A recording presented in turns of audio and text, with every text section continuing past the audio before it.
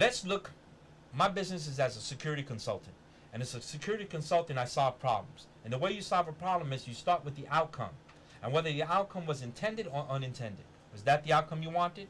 So if by turning around and taking 760 billion taxpayer dollars out of the treasury and out of the pocket of the working man, and then giving it to the government, what was the outcome?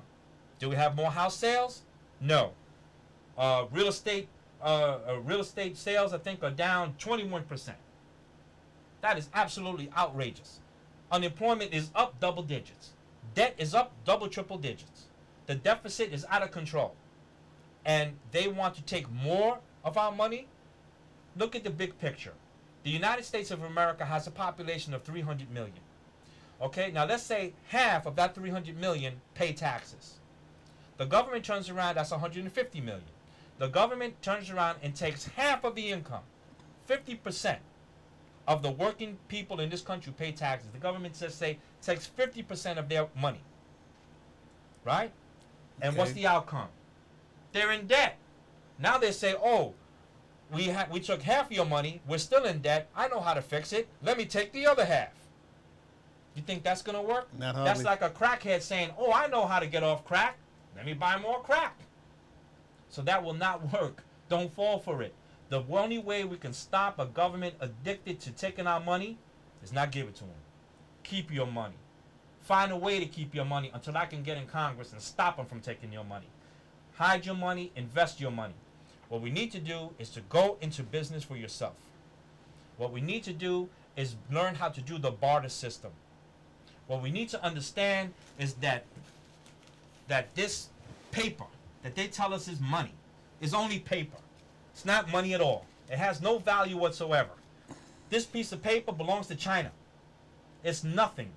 This is a piece of paper. There's no difference between this and this. Matter of fact, this paper right here, this paper is worth more than this paper because there's more paper, more ink on this paper than this one. This is nothing.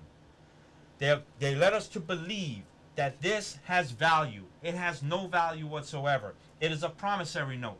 What this says is that if you promise to give me your labor, to get up at 3 o'clock in the morning, to drive that taxi cab, 3 shifts, 4 shifts, as many shifts as possible, to work as a nurse or an aide and clean out all of the bedpans.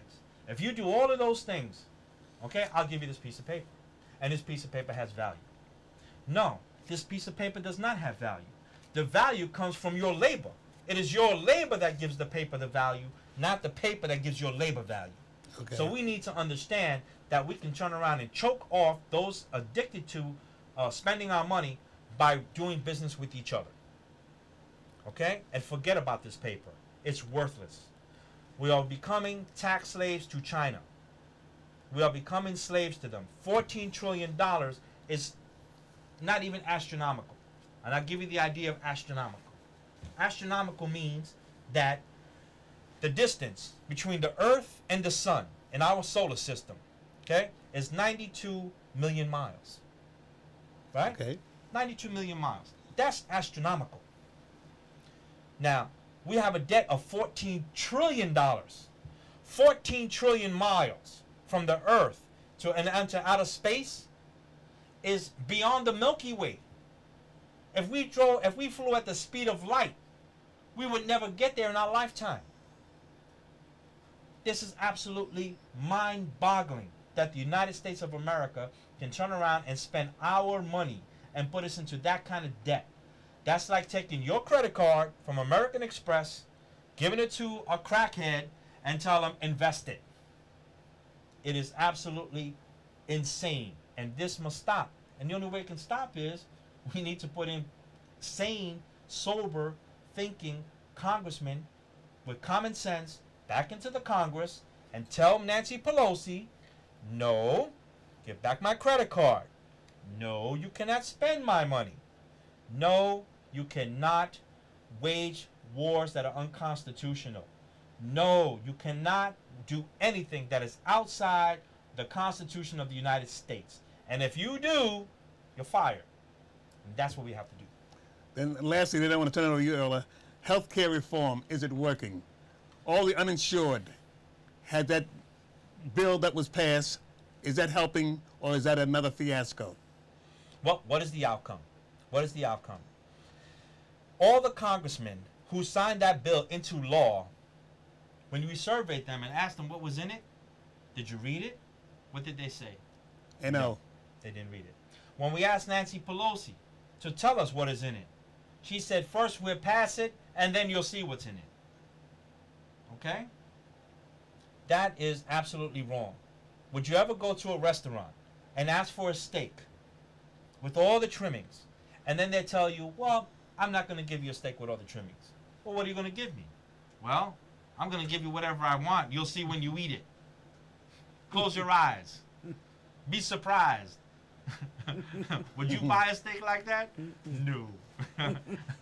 No, I don't think so. Right. Well, this is what the Speaker of the House of the United States of America did to the American people. They said, just open your mouth, I'm going to shove it down your throat, and you're going to like it. I'm not going to tell you what's in it. I'm not going to tell you what it is, but you're going to take it, shove it down your throat, and eat it.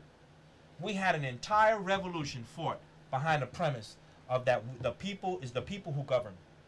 It is the people who tell the government and tell the people who work for the government that they work for us, and it's not the other way around. And so I'm here to restore that novel idea. It has worked for us in the past. It will work for us again in the future. We just need to readjust it. Okay. Earlier? So you think it will be easy for you? I don't know how many of you who has the same, thinking, to readjust it. Listen, because the only you, have the same idea. You Yes, know?